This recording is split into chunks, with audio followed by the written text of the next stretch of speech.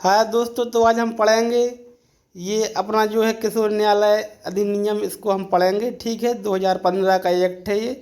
ठीक है, तो इसमें हम एक बहुत बड़ा एक्ट है, चूँकि इसको इसलिए हम पार्ट वाइज जो है डिवाइड करके पढ़ेंगे। तो अध्याय 1 है प्रारंभिक संक्षिप्त नाम विस्तार और प्रारंभ और लागू होना। इस अधिनियम का संक्षिप्त नाम किशोर न्याय बालकों की देखरेख और संरक्षण अधिनियम 2015 का है। तो 2015 का यह अधिनियम है। ठीक है, और यह लागू हुआ है 15 जनवरी 2016 से प्रवर्त है। ठीक है, और ये संपूर्ण भारत पे जो है लागू है।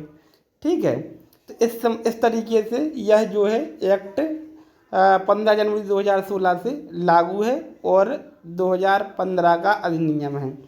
ठीक है, पॉइंट 4 इसका कहता है तत्समय प्रवृत्त किसी अन्य विधि में अंतर्विष्ट किसी बात की होती हुई भी इस अधिनियम के उपबंध देख रेख और संरक्षण के जरूरतमंद बालकों तथा विधि का उल्लंघन करने वाले बालकों से संबंधित सभी मामलों में लागू होंगे, जिनके अंतर्गत विधि का उल्लंघन करने वाले बालकों की गिरफ्तारी, निरोध, अभियोजन, शास्ति या कारावास, पुनर्वास और समाज में पुनः मिलाना, ये सब चीज़ें जो है इसमें इसके अंतर्गत जो है आती हैं। ठीक है, तो आइए अब हम देखते हैं परिभाषाएं। ठीक है, इसमें सेकंड पैरा वर्ष का देख लें। देख रेख और संरक्षण के जरूरतमंद बालकों के पुनर्वासन, दत्तक ग्रहण, समाज में पुनः मिलान और वापसी की प्रक्रिया में निश्चय अथवा आदेश भी इसके अंतर्गत इसमें ऐसा बताया गया है। इन सब चीज़ों के बारे में परिभाषाएं इसकी बहुत सारी हैं दोस्तों। तो जो इम्पोर्टेंट है मैं इनको टिक करवा देता हूँ आपको, तो इनको जो है आपको याद कर लेना है। इस अधिनियम जब तक संदर्भ से अन्यथा अपेक्षित न हो, परित्यक्त बालक से अपने जैविक या दत्तकग्राही माता पिता या संरक्षक द्वारा अभित्यक्त ऐसा बालक अभिप्रेत है जिसे समिति द्वारा सम्यक जांच के पश्चात परित्यक्त घोषित किया गया है। किसने? समिति द्वारा परित्यक्त जिसको घोषित किया गया है वो परित्यक्त बालक है।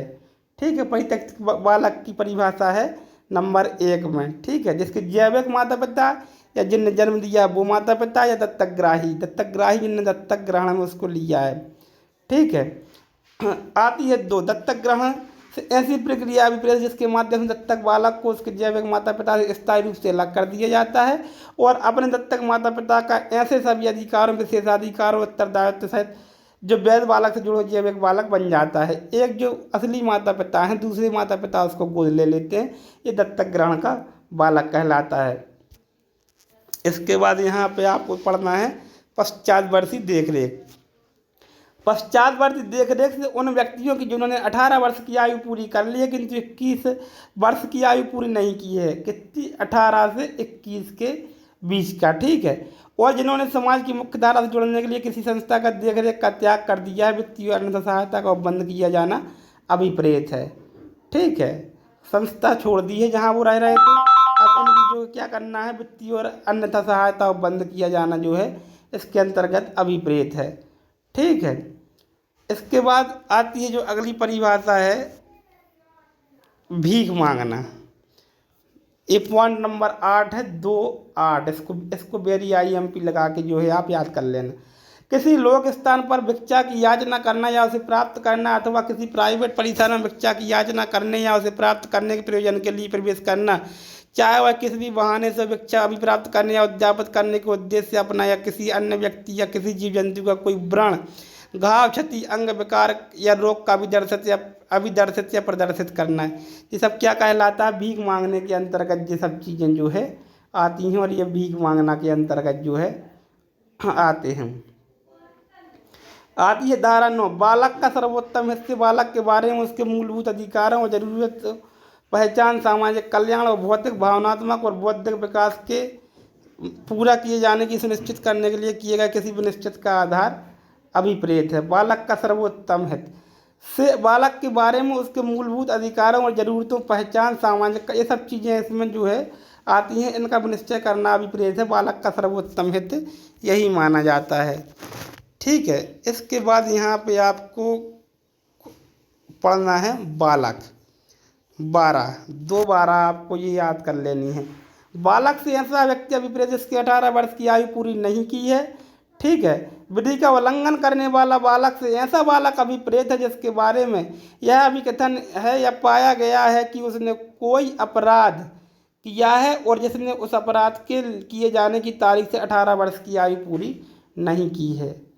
ठीक है, ये बालक है वह विधि का उल्लंघन करने वाला बालक है, दोनों ही क्या है कि इनको आपको याद कर लेना है। ठीक है, जो विधि का उल्लंघन करता है और 18 वर्ष से कम का नहीं हुआ है वो क्या है, विधि का उल्लंघन करने वाला बालक है। वो बालक कौन, इसने 18 वर्ष की आयु पूरी नहीं की है। देख रेख और संरक्षण का जरूरतमंद बालक से ऐसा बालक अभिप्रेत है जिसके बारे में यह पाया जाता है कि उसका कोई घर या निश्चित निवास स्थान नहीं है और इसके पास जीवन निर्वाह के कोई दृश्यमान साधन नहीं है। वो क्या है, वो देख रेख और संरक्षण का जरूरतमंद बालक जो है कहलाता है। ठीक है, जिसके बारे में यह पाया जाता है कि उसने तत्समय प्रवृत्त श्रम विधियों का उल्लंघन किया है या पथ पर भीख मांगते या वहाँ रहते पाया गया है। ठीक है, उसका कोई साधन भी नहीं है और उसने या तो अपराध किया है या फिर वो भीख मांगते पाया गया है। ठीक है, ये कहलाता देख रेख को जरूरतमंद का संरक्षण का जरूरतमंद बालक। तीन आदि जो किसी व्यक्ति के साथ रहता है चाहे वो बालक या संरक्षक हो या नहीं, और ऐसे व्यक्ति ने बालक को क्षति पहुंचाई है जिसके साथ वो रह रहा था, उसका शोषण किया है, उसके साथ दुर्व्यवहार किया या उसकी उपेक्षा की है, तो वह बालक के संरक्षण के लिए विपरीत संप्रदाय किसी अन्य विधि का अतिक्रमण किया है। बालक को मारने से क्षति पहुंचाने, उसका शोषण करने या उसके साथ दुर्व्यवहार करने की धमकी दी है और उस धमकी को कार्यान्वित किए जाने की युक्त संभावना है। किसी अन्य बालक या बालकों का वध कर दिया है, उसके या उनके साथ दुर्व्यवहार किया है। ठीक है, उसकी या उसकी उपेक्षा, उसका या यौन शोषण किया है और प्रश्न का बालक का उस व्यक्ति द्वारा वध किए जाने, उसके दुर्व्यवहार, उसका शोषण या उसकी उपेक्षा की जाने की युक्त संभावना की व्यक्ति इसको मार देगा। नंबर आता है चौथा, जो मानसिक रूप से बीमार या मानसिक या शारीरिक रूप से असुविधाग्रस्त है या घातक अथवा असाध्य रोग से पीड़ित है, जिसकी सहायता या देखभाल करने वाला कोई नहीं है या जिसके माता पिता या संरक्षक हैं किंतु वे उसकी देखरेख करने में यदि बोर्ड या समिति द्वारा ऐसा पाया जाए असमर्थ है, या जिसके माता पिता अथवा कोई संरक्षक और ऐसी माता या ऐसे पिता अथवा संरक्षक को बालक की देखरेख करने और उसकी सुरक्षा अथवा कल्याण की संरक्षा करने के लिए समिति या बोर्ड द्वारा अयोग्य असमर्थ पाया जाता है। जिसके माता पिता नहीं है, ये सब चीज़ें हैं, आपको एक बार पढ़ लेना तो याद हो जाएगी। जिसको आवश्यकता है, उसके साथ कोई अपराध हुआ या होने वाला है, उसके माता पिता उसकी जो है सहायता नहीं कर रहे हैं, इस तरीके से ये ज़रूरतमंद बालक यहाँ पे आ जाता है। इसके बाद हम आएंगे, ठीक है, जो मतलब गुमशुदा है, भागा हुआ है, पीड़ित है। ठीक है, इन सब चीज़ों को आप, ये 12 चीज़ें हैं इसमें याद कर सकते हैं। अब आती है परिभाषा बालक हितैषी की। बालक हितैषी से ऐसा कोई व्यवहार, आचरण, पद्धति, प्रक्रिया, रुख, पर्यावरण या बर्ताव अभिप्रेत है जो मानवीय, विचारशील और बालक के सर्वोत्तम हित में हो, वो है बालक हितैषी। ठीक है, अब ये बाल कल्याण समिति वगैरह ये आपको नहीं पढ़ना है, बाल गृह भी नहीं पढ़ना है। अब बालक न्यायालय, आप इसको धारा 20 को इसको याद कर लेना। बालक न्यायालय से बालक अधिकार संरक्षण आयोग अधिनियम 2005 के अधीन स्थापित कोई न्यायालय या लैंगिक अपराधों से बालकों का संरक्षण अधिनियम 2012 के अधीन कोई विशेष न्यायालय जहाँ कहीं विद्यमान हो, जहाँ ऐसे न्यायालय को अभी नहीं किया गया, वहाँ ऐसे अधिनियम के अधीन अपराध विचारण करने की अधिकारता रखने वाला सेशन न्यायालय अभिप्रेत है। सेशन न्यायालय यहाँ पे आएगा, अन्यथा की स्थिति में जो बनाए गए हैं न्यायालय वही आएंगे। ठीक है, बाकी यहाँ पे आपको और कोई चीज़ पढ़ने की आवश्यकता मेरे हिसाब से नहीं है। ठीक है, न्यायालय 23 में है, 223 में न्यायालय को परिभाषित किया गया है, इसको भी आप याद कर लेना। न्यायालय से ऐसा कोई सिविल न्यायालय अभिप्रेत है जैसे दत्तक ग्रहण और संरक्षकता के मामले में अधिकारता प्राप्त है। इसके अंतर्गत जिला न्यायालय, कुटुंब न्यायालय और नगर सिविल न्यायालय भी सम्मिलित हैं। जिला न्यायालय, कुटुंब न्यायालय और नगर सिविल न्यायालय सम्मिलित हैं, और अन्य कोई सिविल न्यायालय जैसे इन दोनों चीज़ों की अधिकारता है वो सब आते हैं। शारीरिक दंड से किसी व्यक्ति द्वारा किसी बालक को शारीरिक देना अभिप्रेत, जिसमें किसी अपराध के लिए प्रतिशोध के रूप में या बालक को अनुशासित करने या सुधारने के प्रयोजन के लिए जानबूझकर पीड़ा पहुंचाना अंतर्बद्ध है। ठीक है, अब इसके बाद हमें यहाँ से पढ़ना है योग्य व्यक्ति की परिभाषा भी नहीं पढ़ना है। संरक्षक की परिभाषा हम देखेंगे काय में है, 231 में है। इतना याद रखना कि 231 में है, ज़्यादा यहाँ पे याद करने की आवश्यकता आपको नहीं है। संरक्षक से किसी बालक के संबंध में उसका निसर्ग संरक्षक यानी जो नेचुरल माता पिता है या कोई अन्य व्यक्ति अभिप्रेत है जिसकी वास्तविक देखरेख में यथास्थिति समिति या बोर्ड की राय में यह बालक है जिसे यथास्थिति समिति या बोर्ड द्वारा कार्रवाई के दौरान संरक्षण के रूप में मान्यता दी गई है।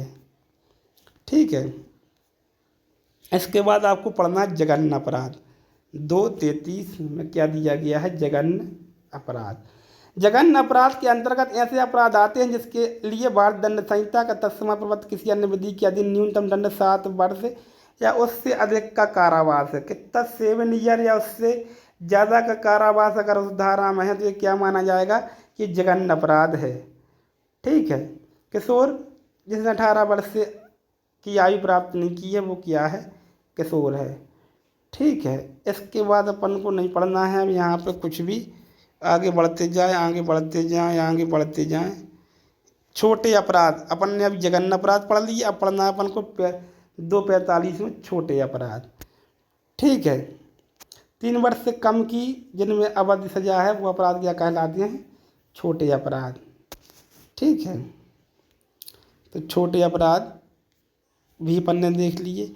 अब पढ़ना है अपन को यहाँ से लोक स्थान भी नहीं पढ़ना है, रजिस्ट्रीकृत भी नहीं पढ़ना है, घोर अपराध पढ़ना है अपन को। अब अभी अपन ने पढ़े जघन्य अपराध, फिर पढ़े अपन ने छोटे अपराध, अब आते हैं जघन्य अपराध, घोर अपराध।